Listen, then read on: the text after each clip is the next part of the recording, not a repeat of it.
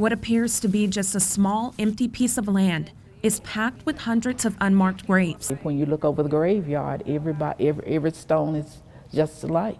Only difference is that between that dash when you were born and when you died, that's it. And in this case, who they are. And then, with no markers, you're walking over bodies. The remains of slaves buried at the corner of Cemetery Street and East Salem Avenue in Winston-Salem. Slaves were buried, and all that was identifying them as a rock. Today it's called St. Philip's Moravian Graveyard, Section 2. It was referred to as a slave graveyard. The cemetery dates back to 1859, right before the Civil War. In the early 1800s, white Moravians, one of the oldest Protestant denominations in the world, owned black slaves and eventually segregated the church. Barbara Morris believes many of those graves belong to former members of her congregation.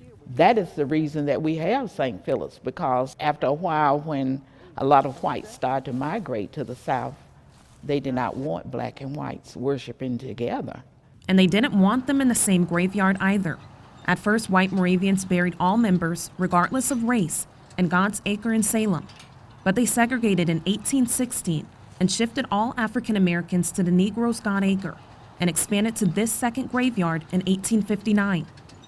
More than a century later, members hired a company to use ground-penetrating radar to locate the graves. And that's when Salem congregation got involved with trying to rectify the unintentional neglect that had occurred to the graveyard. Experts know that more than 300 people are buried here at St. Philip's Moravian Graveyard. The challenge is identifying those names with the bodies in the ground. Some stones are still visible, while others are hard to make out a name. Here are 3 graves here with just first names: Betty who, George who, Avis. You would wonder if they didn't have anything but the master's last name.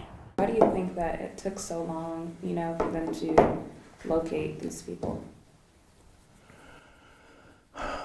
Well, one of the major problems in the country is institutional racism, and I don't think the Moravian Church is beyond that yet. As members of Salem congregation work to clean up the area and add proper markings, their priority is to honor the people they say were the foundation of the city. It's something that people should remember. The slaves built Old Salem. But with 331 unmarked graves, it's going to take some time. Do you feel like it's a long time coming? Yes, and we still have a long way to go. In Winston-Salem, Chelsea Floyd, Spectrum News.